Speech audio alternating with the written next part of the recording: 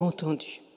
Peut-être qu'une des choses importantes, simplement pour clarifier les esprits, le raisonnement, c'est que vous le savez, nous avons un positionnement un peu différent entre catholiques et protestants par rapport à Marie. Pour les protestants, Marie n'est pas d'abord objet de la foi, mais réellement témoin de la foi. Et c'est ainsi que nous la recevons comme témoin de cette foi, au travers notamment de ce Magnificat, dans laquelle elle nous fait entrer dans un chemin tout à la fois de louange et de confession de foi, un chemin sur lequel nous sommes invités à la suivre donc. Alors il y a plusieurs éléments dans ce cantique, mais avant d'entrer dans le cantique en lui-même, le premier élément qui personnellement me marque, c'est justement le choix de la louange à cet instant donc du récit évangélique. Il y a plusieurs niveaux de lecture dans un récit biblique, quel qu'il soit. Si nous prenons simplement l'histoire en elle-même, telle qu'elle nous est racontée par Luc, eh bien, il est assez extraordinaire de considérer que Marie s'exprime dans la louange face à cette naissance inattendue, cet enfant qui lui est donné, donc, alors pourtant qu'elle vivait probablement, on peut le supposer tout du moins, dans l'opprobre vis-à-vis de son village. En effet, derrière les paroles de Luc, nous pouvons entendre, même si cela n'est pas dit, peut-être le réel difficile, car c'était nécessairement difficile pour une jeune fille de se retrouver ainsi enceinte, hors mariage, si l'on peut dire. Et c'est ainsi que, peut-être, nous pouvons imaginer, mais ça n'est que supposition, bien entendu, qu'une des raisons pour lesquelles Marie se rend chez Élisabeth, qu'elle traverse seule cette région montagneuse où elle va ensuite demeurer 3 mois durant, c'est peut-être pour trouver refuge, bienveillance et accueil chez sa cousine. En tout cas, Marie a cette force de pouvoir, dans ces circonstances, choisir la louange, de pouvoir rendre grâce à Dieu pour la bénédiction de cet enfant à venir et de ne pas se situer dans la peur qui pourrait être légitime au vu de la situation. Si nous plaçons du point de vue de l'évangéliste de Luc, du choix donc qu'il aurait fait de choisir de nous rendre compte de cette louange qu'on ne trouve pas dans les autres évangiles, eh bien, nous pouvons nous dire que Luc nous invite, nous aussi, à choisir la louange, quelles que soient, ou malgré peut-être parfois, les circonstances de notre vie. La question qui nous est posée au travers de cette louange qui ouvre donc l'évangile, on est au premier chapitre de l'évangile. Luc choisit d'ouvrir son évangile avec la bonne nouvelle et de placer ces mots de louange dans la bouche de Marie. La question de cette louange, c'est celle-ci, c'est de quelle manière nous aussi sommes-nous capables de nous tenir dans la louange? Savons-nous choisir de rendre grâce dans les circonstances de notre vie? Et pouvons-nous tenir bon la louange lorsque l'ombre parfois s'étend? Alors me direz-vous, tout dépend de l'ombre. Et c'est vrai que certaines ombres sont parfois si noires qu'elles en viennent à éteindre toute étincelle de vie, toute louange possible. Mais l'un des livres les plus poignants à ce sujet est sans doute celui d'Etty Hillesum que vous pouvez relire peut-être, qui, dans l'ombre menaçante de la déportation, une ombre qui se fait chaque jour plus grandissante, dans la précarité du camp de Westerbrock, elle s'efforce de garder intacte la capacité à s'émerveiller et à rendre grâce envers et contre tout. Dans ce cantique de la louange qui ouvre donc l'évangile de Luc, eh bien, c'est à rendre grâce pour tout ce qui est source de vie dans nos existences que nous sommes appelés, je le crois. Entrons donc dans cette louange de Marie. La louange de Marie n'est pas un exercice intellectuel. Elle mobilise l'être de Marie, puisqu'elle dit « Mon âme loue le Seigneur et mon esprit exulte à cause de Dieu le Sauveur ». Nous pourrions, si nous avions le temps, travailler cette distinction de l'âme et de l'esprit, mais nous pouvons simplement aujourd'hui considérer que cette insistance, tout à la fois sur l'âme qui magnifie le Seigneur et l'esprit qui exulte, viennent nous signifier que la louange engage tout l'être de Marie. Marie, ensuite, magnifie le Seigneur. En grec, le terme qui est employé, c'est « rendre grand ». Ainsi, Marie vient célébrer la grandeur de Dieu. C'est donc, ce cantique de louange, aussi une confession de foi qui nous invite, avec Marie, à nous replacer en humilité dans la main de celui qui dépasse tout ce que nous pouvons nous risquer à dire ou à comprendre de lui. Alors, qui est ce Dieu que Marie confesse ? Si vous faites attention à ce récit, si vous le reprenez, eh bien, vous verrez que la louange part pour Marie du sentiment d'avoir été vue par Dieu. Il a jeté son regard sur ma bassesse, dit-elle. Cette thématique du regard, de la reconnaissance, elle est, je crois, fondamentale. Elle est fondamentale parce que c'est elle qui nous donne un sentiment d'existence, un sentiment de reconnaissance les uns vis-à-vis des autres. C'est d'ailleurs du fait de ne pas être vus dans la Bible que la violence surgit.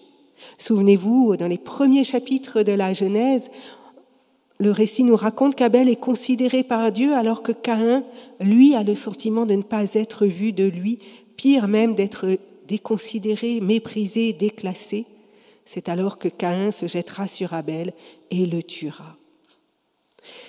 À l'inverse du récit de Caïn et d'Abel, ce récit de Marie célèbre, exalte le fait d'être vu de Dieu malgré un sentiment de petitesse ou de bassesse, d'humilité, disent certaines traductions. Le mot grec est extrêmement fort puisqu'il parle d'humiliation. L'humiliation, ce n'est certes pas l'humilité. Celui qui se sent humilié vit la douloureuse expérience d'être rejeté, écrasé, déconsidéré, de ne pas être vu. Pourquoi Marie emploie-t-elle ce terme d'humiliation ? Peut-être faisait-elle partie des invisibles de la société de l'époque. Luther, en tout cas, dans sa traduction du Magnificat, a choisi de rendre la force de ce terme ainsi. Il a traduit, il a regardé, donc il parle de Dieu, Dieu donc, a regardé le néant de sa servante. Pour lui, ce que Marie exprime, c'est ce sentiment que parfois nous pouvons expérimenter de non-existence quand personne ne pose son regard sur nous. Ainsi, dit Luther, ce n'est rien d'autre qu'une situation des méprisés, sans apparence, comme le sont les gens pauvres, malades, affamés, assoiffés, prisonniers, souffrants et mourants. Derrière ce néant, dit encore Luther, il n'y a rien à louer, car qui pourrait louer la misère ? Mais il y a, avec Marie, dans son chemin de foi, non pas à louer cette misère, mais à louer Dieu, ce Dieu qui voit et accorde sa grâce à tous, petits ou grands, jeunes ou vieux, riches ou misérables. Et c'est cette reconnaissance, dit le réformateur, qui entraîne l'amour et la confiance envers Dieu. Ainsi, si Marie loue Dieu, c'est parce qu'elle a ce sentiment profond d'exister sous son regard, d'avoir été vue de lui.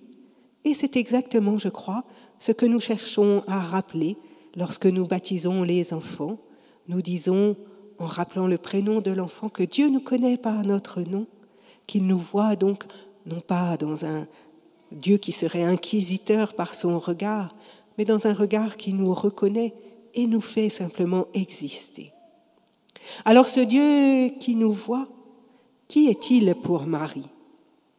Il y a un mot qui revient par 2 fois dans ce cantique, c'est celui de miséricorde.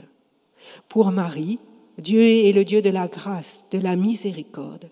Celui qui la voit, celui qui la considère n'est pas un Dieu de menace ou de jugement, mais un Dieu d'amour.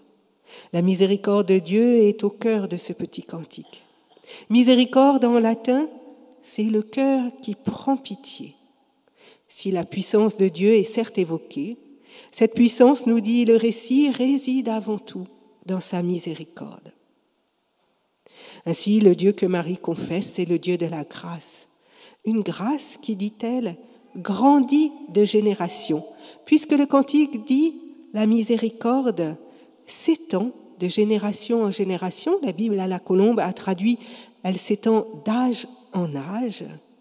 Et Luther proposait une autre traduction.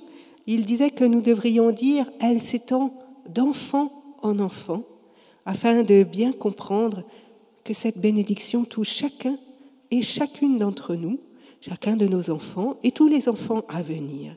C'est donc une bénédiction qui ne cesse de grandir, qui s'étend, voilà, d'âge en âge, de génération en génération, d'enfant en enfant, propose le réformateur. Alors ce Dieu de la grâce, c'est aussi le Dieu du possible, le Dieu des possibles. Parce que vous l'avez entendu, le Dieu que confesse Marie, c'est celui qui disperse les orgueilleux, qui renverse les puissants de leur trône, qui comble de bien ceux qui ont faim. Derrière ces paroles, on entend le refus de la fatalité, le refus du déterminisme. Il y a à espérer, car Dieu pose son regard sur chacun d'entre nous. Et Marie chante le refus du désespoir, le refus des situations qui seraient à jamais établies, le refus d'assigner les uns ou les autres au désespoir, à certaines situations de misère.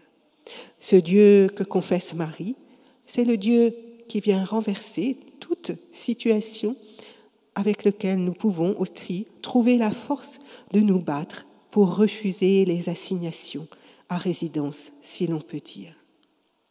Alors le savez-vous, Luther, qui a donc commenté ce Magnificat, l'a fait pour le neveu du prince Frédéric de Saxe, Jean-Frédéric, qui était d'emblée l'un de ses fervents partisans. Et il l'exhortait à méditer tout particulièrement ce verset où Marie évoque le Dieu qui renverse les souverains dans leur trône.